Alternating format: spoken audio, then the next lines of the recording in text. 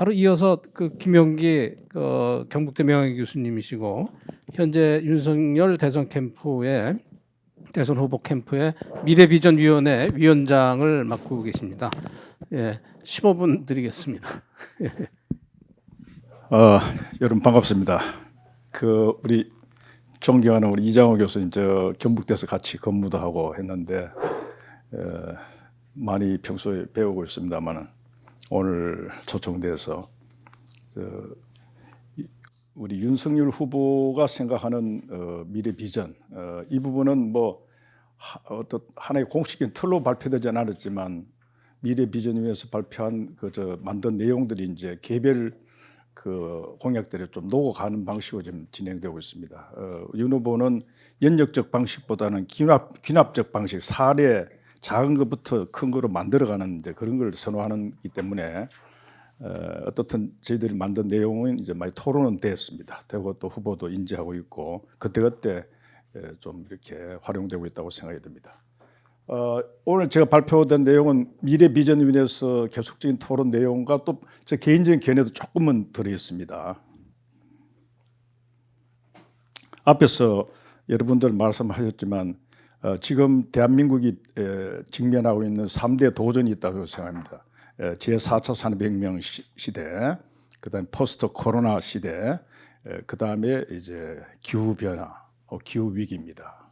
이 3대 도전에 직면해서 기본적인 방향은 뭐냐? 창의 경제, 크리에이티브 이코노미인데 막 과거에는 이걸 창조 경제를 했지만 번역을 과거 정부 연상을 피하기 위해서 창의 경제로 만들고 ESG는 뭐 다 아시잖아요. 크라우스 슈왑이 The Great Reset, 코비드 19에서 많이 강조하는 ESG, 거의 빠른 속도로 이게 하나 규범화되어 가고 있는 것 같습니다. 기업 경영뿐만 아니라 정부 운영에서도 되어가는 것 같아요. 그다음 탄소 중립입니다. 이런 경제적 전환이 요청된다. 앞에서 우리 하준경 교수님께서 이재명 캠프에서 이제 전환을 키워드로 사용하는데 이거 사실 이 전환 개념은 디지털 트랜스포메이션, 그린 트랜스포메이션에서 이게 사실 세계적으로 통용되고 이 경제적 전환은 이제 세계 경제 포럼에서 이 문제를 갖고 최근에 이걸 다루고 있습니다. 제가 이 자료를 좀 인용하고 있습니다. 작년에 나온 주요 OECD 주요국 경제적 전환 퍼포먼스 프라이어리티입니다. 그러니까 했다는 게 아니라 앞으로 이 나라들이 지금 이 코비드 19과 이 현재 제4차 산업혁명 시대에 직면해서 도대체 어디로 가려고 하고 있는가, 그 중점이 어디로 두어지는가에 관해서 평가한 게 나왔던 재밌더라고요. 제가 좀 선별해서 몇 개 나라와 또 몇 가지 그 지수 중에서 좀 골랐습니다. 우선 4차 산업혁명에 필요한 시장 접근 보장과 경쟁 및 반독점 제도를 제공합니다. 마케트 액세스를 이게 정대시키는 방향으로, 그리고 이건 이제 규제 완화를 반드시 필요로 하겠죠. 그 다음에 이제 경쟁과 반독점 제도를 제공해서 뜻한 경쟁을 촉진하는 방향으로 가야 되는 그런 우선순위를 설정하고 있는 거 보면 한국이 지금 덴마크, 독일, 약간의 발전 모델, 스웨덴, 노르딕 모델, 미국은 앵글로 아메리칸 모델, 덴마크, 독일은 이제 라인 모델, 덴마크와 스웨덴은 말하자면 이제 노르딕 모델이고 일본과 한국은 이제 이스트아시안 모델을 할 수 있습니다. 제가 발전 모델을 주로 연구를 하고 있기 때문에 한국이 뒤떨어지고 있습니다. 이 분야에 관해서 준비가 트랜스포메이션 레디니스가 아까 전환이 했지만 한국은 지금 뒤떨어져 있다는 겁니다. 그다음 기업의 창의성을 제고하기 위한 다양성, 디버시티, 에퀴티, 공평성, 인클루전 이런 가치를 추구하는 기업 경영에서 이렇게 해야 기업의 창의성이 높아진다고 보고 있습니다. 이것을 촉진한 인센티브에서는 또 한국이 일본보다 조금 나았지만 다른 나라에서 뒤떨어져 있다 이런 얘기예요. 창의 경제로 가는 데 있어서 4차 산업혁명인데 대비도 지금 뒤떨어지고 있고 기업의 창의성을 높이는 과정, 요즘 이 창의성이라는 것은 바로 이 세 가치를 포함해야 된다는 것이죠. 그 점에서 뒤떨어지고 있다. 자, 가장 뒤떨어진 영역이 공공기관의 강한 스트롱 거버넌스, 그 공공기관의 롱런 비전, 추구, 그다음에 트러스트 빌딩 이것을 하게 만드는 겁니다. 이게 그러면서 아주 뒤떨어졌습니다. 정부 개혁의 필요성, 공공기관 개혁의 필요성, 공기업을 포함해서 이렇게 차기 정부의 매우 중요한 과제입니다. 그래서 우리가 국가 역할이 있겠지만 그 국가 자체가 아까 유능한 정부도 이야기했지만 이 공공기관이 특히 지난 정부에서 낙하산 인사를 통해서 이게 전문가들을 두르지 않고 정권이 바뀔 때마다 계속 비전문가들이 낙하산 인사를 통해서 공공기관의 생산성이 급격히 떨어지고 있습니다. 효율성이. 그래서 이 부분을 다음 정부가 개혁하지 않으면 안 된다라고 생각합니다. 그다음 교과과정 업그레이드와 숙련에 대한 투자 확대는 조금 그래도 한국이 좀 더 많이 준비가 되어 있다 이렇게 보고 있습니다. 그다음 마지막으로 노인, 엘더 케어, 차일드 케어, 헬스 케어, 이 케어입니다. 케어 이카노미에 관련된 인프라 접근 기회와 그 혁신을 확대하는 거.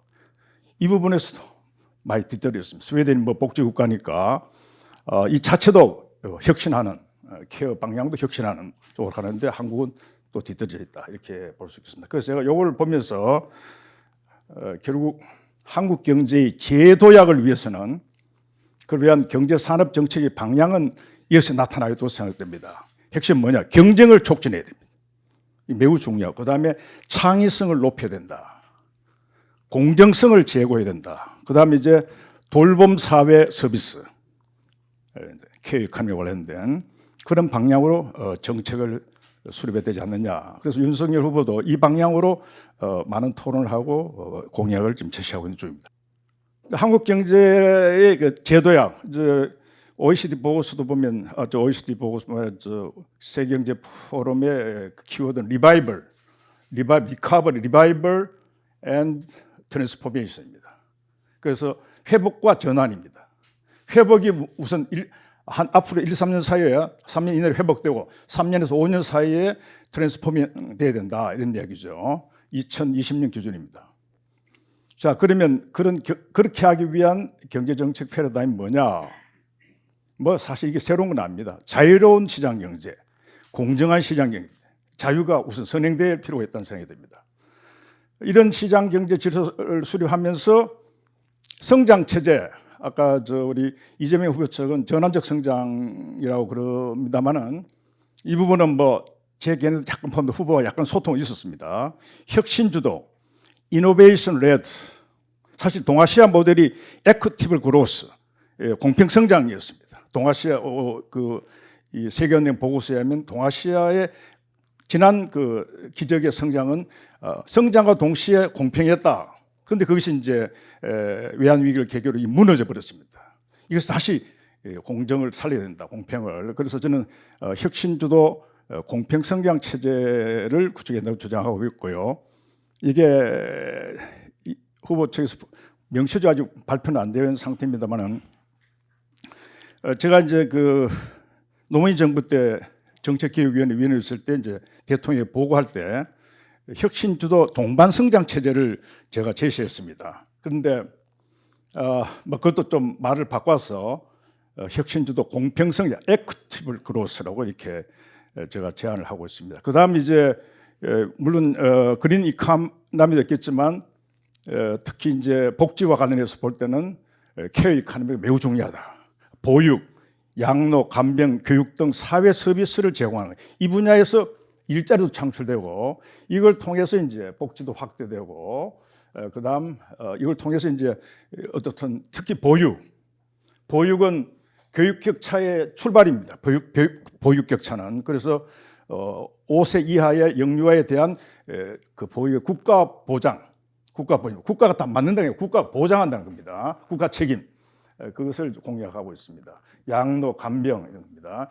이 분야에서 우리가 내부에 한 100만 개 일자리 한번 만들자 나왔는데 이 캠프에서는 후보도 어떤 구체적 수치 제안하는 건 좀 싫어해서 아직 좀 빼겠습니다.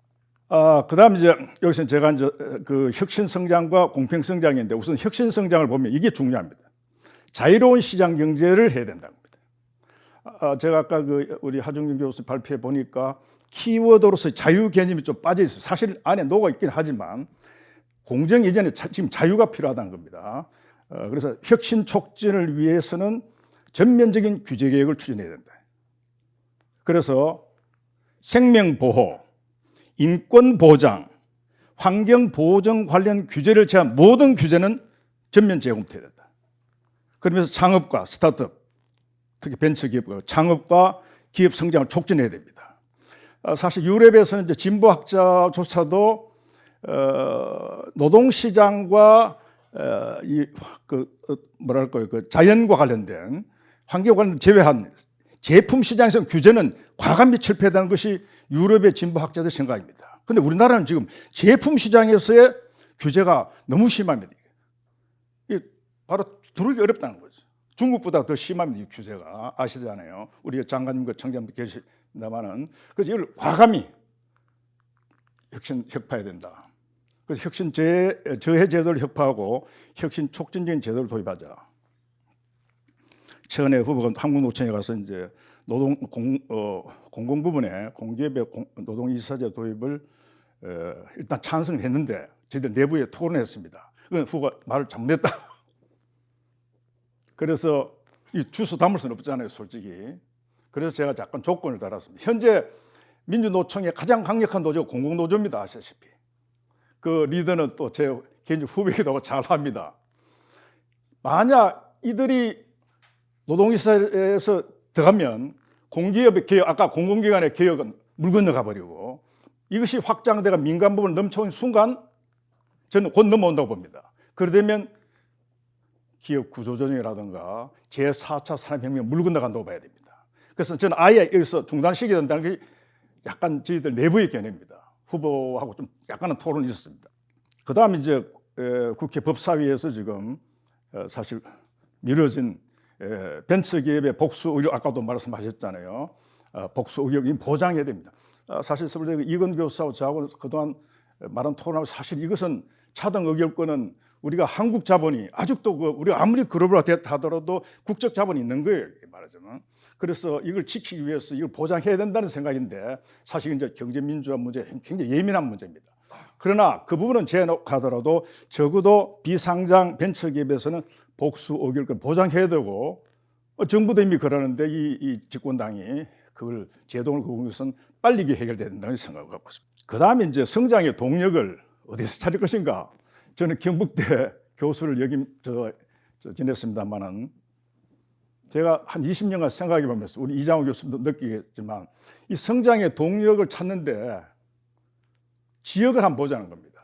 그러니까 비수도권의 성장 동력을 한번 찾아보자. 이런 생각입니다. 비수도권 갈수록 위축되고 있고 요즘 지방 소멸 이야기가 나타나고 있고 그것이 저출산의 원인이 되기도 합니다.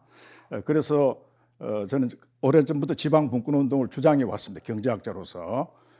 그래서 마침내 개헌까지 주장을 하고 있습니다만 후보는 또 개헌 문제에 관해서는 또 예민합니다. 그래서 이재명 후보도 보니까 처음에 개헌 이야기 하다가 조금 접어두고 있던데요.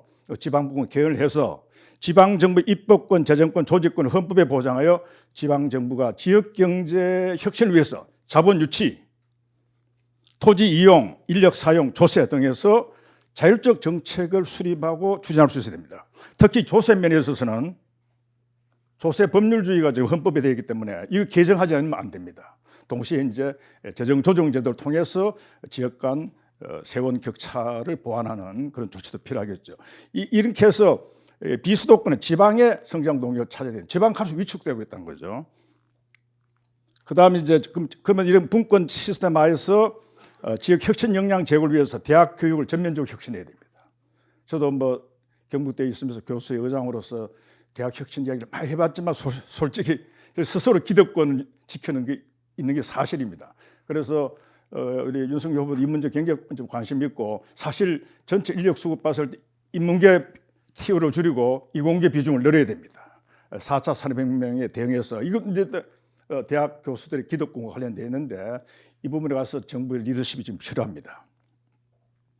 그다음 이제 부울경, 대구, 경북, 광주, 전남, 대전, 충남 등에서 추진되고 현재 부울경에서 강력히 추진하고 있는 메가시티 리전, 과거에는 광역 경제권이었습니다.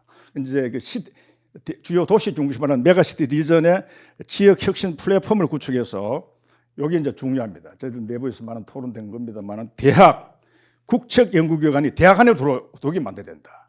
그 대학에서 중소기업과 중견기업이 하나의 그 클러스터, 하나의 결합체가 돼가지고 바로 지역 혁신을 추진해야 된다는 겁니다. 그 다음 번은 중소기업 문제와도 관련되어 있습니다. 그 다음 이제 공정한 시장 경제입니다. 앞에는 자유로운 시장 경제이지만 공정한 시장 경제를 통해서 공평 성장을 해야 된다.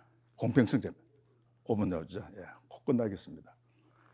그래서 뭐 이미 다 알고 있는 내용입니다. 대중소기업 간 불공정 거래 청산입니다. 공정거래법 19조를 이게 좀 또 예민한 문제인데 개정해서 중소기업의 어떤 그 교섭력, 이게 사실 독일의 경쟁법에서 3조의 어떤 카르텔 예외 조항으로 둔 그것도 우리가 적극 검토해야 된다. 이거 아마 제가 알기로 이재명 그 캠프 쪽에서 좀 검토한 걸 알고 있습니다. 잘 모르겠습니다. 어떻든 그 다음에 이제 수도권의 경제, 교육, 문화, 자원 독점을 해소해야 됩니다. 이 정말 불공정합니다. 최근에 제가 이건희 미술관 이 비수도권 유치를 주장하고 있는데 전부 수도권에 위치시킨다는 거죠. 그럼 이게 문화예술과 이게 이 4차 산업革命 이 두 개가 경쟁력이 기초인데 그런 것이 전부 수도권에 집중되고 있다. 그 다음에 이제 정규직과 비정규직 노동시장 불균형 해소 위해서는 OECD 보고가 이야기한 대로 정규직의 과잉 보호와 비정규직의 과소 보호를 청산해야 됩니다. 여기 위해서는 노동시장을 유연화시켜야 되는데 거기에 대해서 이제 다시 안전성, 실업급여 확대를 통한 플렉시큐리티를 추진하는 이 사실 박근혜 정부 때 시도했습니다. 박근혜 정부의 잘한 것 중에 하나가 이겁니다. 이게 중단이 돼버렸죠. 이걸 다시 추진해야 된다. 그다음 이제 중소기업 산업 육성 신산업 정책인데 이게 이제 저희들 미래 비전에서 아주 핵심적으로 토론한 내용입니다. 중획, 그 대기업은 규제를 풀고 그냥 두면 잘 간다는 거죠. 그 발목만 안 잡아주면 되고 정부가 하려면 중소기업 약한 부분을 강화해 줘야 되는데 과거에 개별 중소기업 지원 방식으로부터 중핵, 중견, 중소기업 연합체제에서 가치 사슬이 형성되어졌습니다. 여기 생태계에 집중 지원한다. 그럼 협력하는 이 생태계에서 서로 협력하는 그런 것에 지원하는 방식으로 중소기업 지원을 바꿔서 중소기업의 바로 경쟁력을 높여야 된다. 그다음에 이제 국책 연구기관을 지역별 특화된 가치사슬 생태계를 지원해서 그걸 지역 거점 대학으로 옮겨가지고 대학 안에서 곧바로 기업과 연구기관과 대학이 결합할 수 있는, 그래서 R&D 역량, HRD 역량을 강화하는 방식으로 가야 중소기업도 살고 지역도 산다. 그러니까 지역 사는 것과 중소기업 사는 것은 같이 가는 것이다. 이렇게 보고 있습니다. 마지막으로 혁신국가와 복지국가 결합돼야 된다. 이걸 통해서 성장과 복지의 선순환을 창출해야 한국 경제 제도액이 가능하다. 그런데 이 복지국가의 방향은 뭐 기본소득 이런 방향이 아니라 사회 서비스 중심의 아까 보는 케어죠, 케어. 이건 일자리 창조, 케어 중심의 케어 이코노미, 사회서 중심의 보편적 복지를 제공하고 저소득 빈곤층에 대한 선별적 현금 복지를 집중 지원해 줘야 됩니다. OECD 보고서도 바로 이런 권하고 있습니다. 이걸 통해서 복지국가를 만들어낸다. 그래서 이제 혁신국가와 복지국가를 만드는 방향, 이것이 그 바탕에서 한국 경제의 제도액이 가능하다 하는 것이 윤석열 후보 캠프에서 지금 얘기되고 있는 내용이고 부분이 지금 발표되고 있습니다. 감사합니다. 예, 감사합니다.